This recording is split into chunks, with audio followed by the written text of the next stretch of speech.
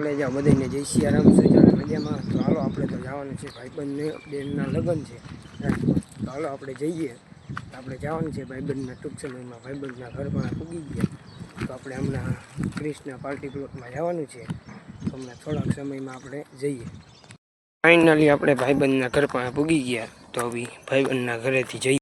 આપણે ક્રિષ્ના રેસ્ટોરન્ટમાં પૂગી ગયા છે. ભાઈબંધના બેનના લગ્ન છે એટલે પૂગી ગયા છે. તો જસ્ટ આપણે હે ને આ બધી ગાડીઓ પડી એ બધી આપણી જ ગાડીઓ છે. પણ મારું કહેવાનું એમ છે કે આપણી નથી, આ રેસ્ટોરન્ટવાળા ભાઈની છે. આ તો ખાલી પડી હોય તો આપણે કહી દેવાનું કે આપણી છે. આ તો જોઉં બે થાર ને આ ગાર્ડનનો વ્યૂ કેમ છે જોઉં. આ રાજકોટનું રેસ્ટોરન્ટ છે. આપણે હમણાં વ્લોગ તો ઘણા દિવસથી ઉતાર્યા નહોતા, પણ આજે આપણે ભાઈબંધના બેનના લગ્નમાં આવવાનું હતું એટલે મેં કીધું કે આજ તો વ્લોગ ઉતારી જ નાખવો. તો તમે જો આ ઝાડવું કેમ છે.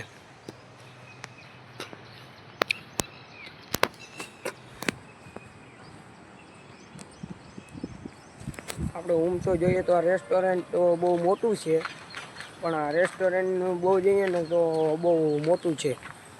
જોઈ લો ઇન્ડોર આપણી છે. આ પછી જીમનું છે.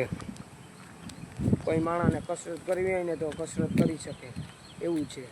અને જે માણસ અહીં રોકાય ને એને જ કસરત કરવા મળે, બાકી તો ગમે આવે એને કંઈ ન મળે. તો જસ્ટ આપણે તમે સબસ્ક્રાઈબ કરતા રહેજો બધાય, અને લાઈક દીધા રાખજો બધાય.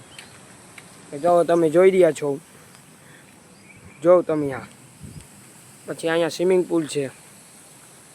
કોઈ માણસને નાહવું હોય તો, પણ નાહવા નથી દેતા કેમ કે પાણી ખરાબ થાય એટલે. તો તમે જો આવ્યું જીમ, પછી અહીંયા સ્વિમિંગ પુલ, આ બધું રેસ્ટોરન્ટ. લગ્ન પ્રસંગ સગાઈ કે કંઈ હોય ને તો કંઈ કરવું હોય ને તો એનું રેસ્ટોરન્ટ. તો બધાને જય સિયારામ અને સબસ્ક્રાઈબ કરતા રહેજો. સોડા પીવા જઈએ છીએ તો જોઈ લઈએ આપણું ક્રિષ્ના રેસ્ટોરન્ટ. તો હવે હમણાં લગ્નની તૈયારી ચાલુ થઈ જાય. તો જો અહીંયા મંદિર છે માતાજીનું.